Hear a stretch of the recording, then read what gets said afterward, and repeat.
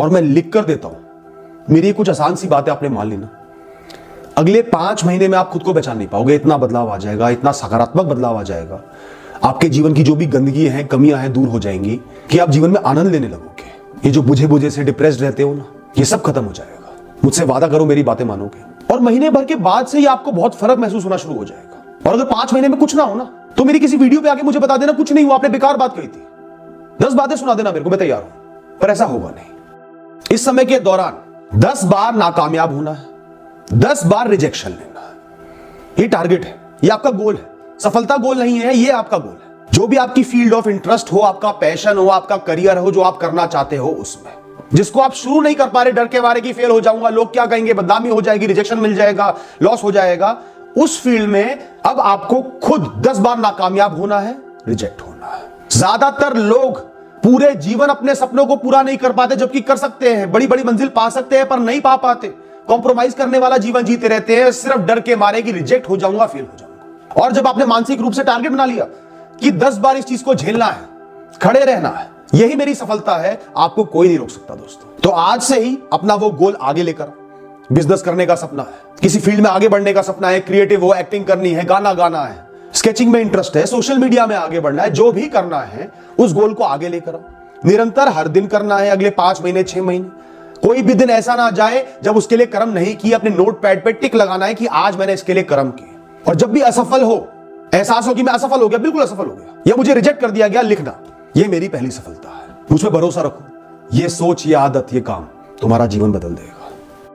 कोई आर्ग्यूमेंट नहीं करनी, बहसबाजी में नहीं पड़ना, टॉक्सिक डिस्कशंस नहीं करने जिनका कोई अंत नहीं होता, सिर्फ बहसबाजी होती है, मैं सही तू गलत, तू गलत मैं सही, सिर्फ चलते बनना है।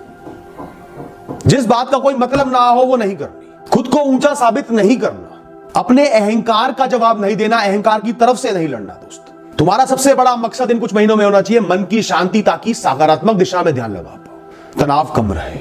और तनाव का सबसे बड़ा कारण इस दुनिया में है लोगों के द्वारा बोले हुए शब्द, लोगों की जबान, लोगों की घटिया भावनाएं जो तुम्हें प्रभावित कर रही है। बहुत से लोगों को उल्टी करने की आदत होती है, मन में भड़ास भरी है, गंदगी भरी है, चिढ़ भरी है, जलन भरी है, बस दूसरे पे उल्टी करनी है, उसको भी सड़ाना है, खुद तो सड़े हुए हैं। इन लोगों से जैसे सड़क पे कीचड़ पड़ी होती है, उससे दूर चले जाते, उसमें छलांग नहीं लगाते, ऐसे निकल जाना है। बहुत प्रेम से, लड़ाई नहीं करनी, प्रेम से। तू जीता मैं हारा, तू महान मैं बेकार, तू सब कुछ मैं कुछ नहीं। जाऊं? ऐसे लोग सड़कों पे भी मिल जाएंगे। तूने मेरी गाड़ी को ओवरटेक कैसे करा? ऐसे लोग ऑफिस में मिल जाएंगे। 30 सेकंड लेट आए हो तुम, 30 सेकंड पहले कैसे जा रहे हो तुम? घर पे मिल जाएंगे। तेरे बस की तो कुछ नहीं है, तू कुछ नहीं कर सकता जीवन में। और हम हर दिन अपना दिमाग इन लोगों के लिए खराब कर रहे हैं, बर्बाद कर रहे हैं। सिर्फ एक ये आदत बना ली ना, ऐसे लोगों को इग्नोर करके, कुछ ना समझ के आगे बढ़ते जाने की, जीते जाने की, मन को शांत रखने की, मल में नहाते हुए सुअरों से खुद को ऊपर रखने की। दोस्तों, तुम्हारा जीवन बदल जाएगा। बहुत प्रैक्टिस करनी पड़ेगी, एक बार में नहीं होगा, धीरे धीरे होगा। शुरू में रिस्पॉन्स दोगे, कम दोगे, पर दोगे। धीरे धीरे वो रिस्पॉन्स कम होते चले जाएगा और तुम्हारा मन प्रसन्न होते चले जाएगा, सही डायरेक्शन में जीवन को जीते चले जाओगे। अब ये जो काम है तुम्हारे सबकॉन्शियस माइंड को डिटॉक्सिफाई करने के लिए, क्लेंस करने के लिए, साफ करने के लिए, ताकत देने के लिए बहुत जरूरी है। एक्टिव माइंड को ताकत देने के लिए बहुत जरूरी है। खुद पर खुद को भरोसा जमाने के लिए बहुत जरूरी है। ऑटोमेटिकली मजबूत रिएक्शन आए किसी भी परिस्थिति में, उसके लिए बहुत जरूरी है दोस्तों, जिसे हम कहते हैं ग्रेटिट्यूड। ईश्वर का या प्रकृति का शुक्रिया अदा करना जीवन की अच्छाइयों के लिए। 2 समय आपको ग्रेटिट्यूड करना है, सुबह उठते ही, रात को सोने से पहले। हर दिन करना है, निरंतर करना है। एक दिन भी ऐसा ना हो कि ना करो, चाहे उस दिन कुछ गलत भी क्यों ना हो। क्यों?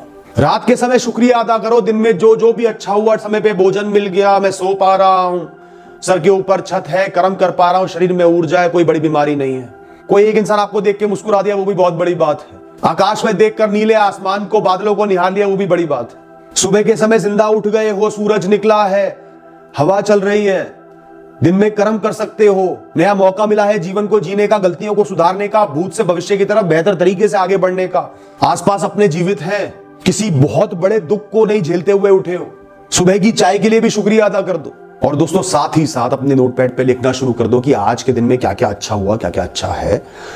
और अगर आज के दिन में कुछ भी ज्यादा अच्छा नहीं लग रहा ना, तो उसमें 2-3 साधारण दिखने वाले लेकिन मस्ती वाले काम ऐड कर दो। देर रात को दोस्त के साथ चाय पीने जाऊंगा, 1-1:30 बजे जाऊंगा, जो भी टपरी खुली होगी वहां पर। आज 2 घंटे निकाल के एक बढ़िया सी पिक्चर देखूंगा। आज शाम को मैगी खाई जाए। आज शाम को अपने उस सबसे बढ़िया वाले मंदिर में जाके आरती करूंगा और प्रसाद खाऊंगा।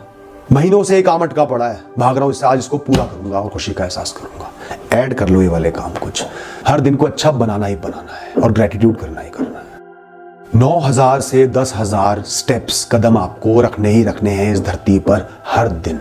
बहुत जरूरी है आपकी सेहत के लिए, एनर्जी के लिए, खुद पर विश्वास के लिए, डाइजेशन के लिए, ओवरऑल वेलबींग के लिए। लेकिन इसमें कम से कम 60% तेजी से चले हुए कदम होने चाहिए।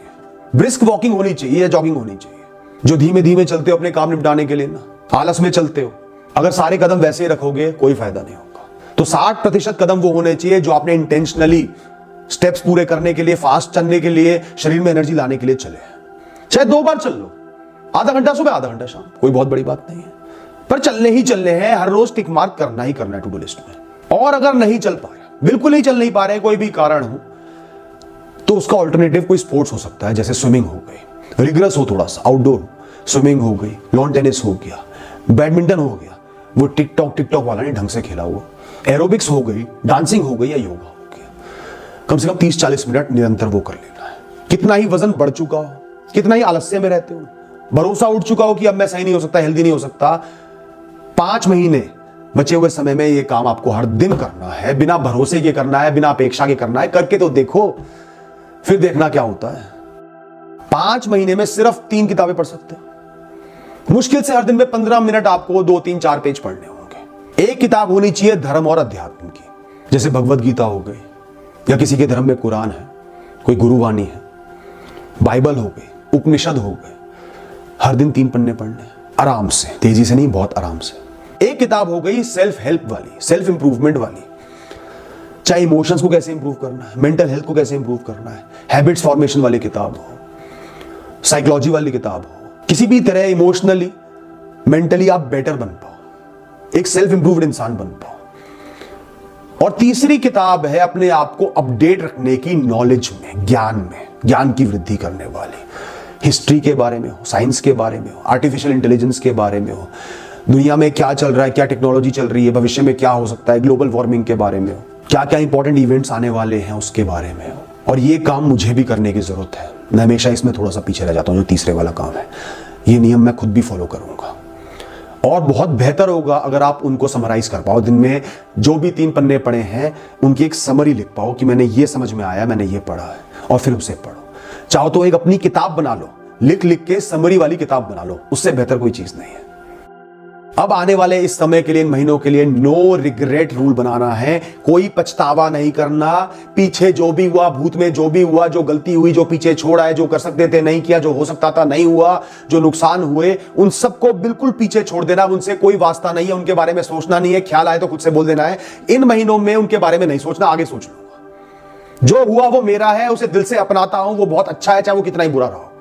आज इस क्षण से नया जीवन है, हर क्षण से नया जीवन है। आगे देखना है क्या कर्म करने हैं, क्या सार्थक करना है, क्या सकारात्मक करना है, क्या क्या मौके अब इस समय में मौजूद हैं, कौन लोग मौजूद है, कौन से विषय मौजूद है, किस पर ध्यान देना है इस वक्त से। मैं आज के लिए, भविष्य के लिए क्या बेहतर कर सकता हूं, सिर्फ ये सोचनी है। कोई भी भूत का ख्याल आए तुरंत सोचना है, सिर्फ प्रोक्रेस्टिनेशन है, आलस है, भड़ास है, इसकी कोई कीमत नहीं है। सिर्फ मुझे रोकेगी, डराएगी, आगे बढ़ने से रोकेगी कि तेरे बस की नहीं है, तूने इतना सह लिया, तू आगे क्या कर पाएगा, इतना खोचूगा, आगे क्या पा पाएगा। मेरा हर ख्याल एक्टिव थॉट होनी चाहिए। अब क्या करना है, क्या बेहतर करना है, क्या सही करना है, क्या कर्म करना है। मुझे एक कर्म योगी इंसान बनना है, एक भूत योगी नहीं बनना, भूत पिशाच नहीं बनना। ज्यादातर लोगों के जीवन में एक इंसान कम से कम ऐसा होगा जो आपको सच्चा प्रेम करता होगा, जिसकी जान भी आपके लिए हाजिर है, जो हर दिन सिर्फ आपको देखने का इंतजार करता है, आपकी हर बात सुन लेता है। हो सकता है आपके माता पिता हो, किसी के भाई या बहन हो, किसी के पति या पत्नी हो, किसी के बच्चे हो, किसी के सच्चा मित्र हो। ज्यादातर लोगों के जीवन में 1-2 इंसान ऐसे होते हैं जिनको हम सबसे ज्यादा इग्नोर करते हैं, पीछे हटा देते हैं, नए लोगों के पीछे दौड़ते हैं, उनसे बदतमीजी भी करते हैं, मन की भड़ास भी उन पर निकाल देते हैं। और जब वो एक दिन चले जाते हैं ना हमेशा के लिए, तब रोते रहते हैं सालों साल। आज ही उस इंसान को आगे लेकर आओ। अगले 5 महीने आपको हर दिन उसको समय देना, कम से कम आधा घंटा उससे बात करनी है, उस पर समर्पित रहना है जितना वो आप पर समर्पित है। उसकी छुपी हुई भावनाएं जाननी है, उसके लिए बहुत कुछ करना है, उसको खुशियां देनी है, उसको प्रायोरिटाइज करना है, वीआईपी बनाना है। 4 लोग खड़े हैं, उसको सबसे पहले आगे करो, पहले आप बोलो, पहले आपकी सुनी जाएगी। उसका कॉल आ रहा है, किसी और से बात कर रहे हो, उसे बोल दो नहीं, पहले इनकी कॉल अटेंड करो। उनके लिए हमेशा अवेलेबल रहो, उनको वो प्यार का सागर तुम्हारी तरफ से बहता हुआ दिखना चाहिए। सिर्फ ये काम मेरे कहने से साल के अंत तक कर लो। तुम्हारा व्यक्तित्व कई गुना मजबूत, समझदार और समृद्ध हो जाएगा।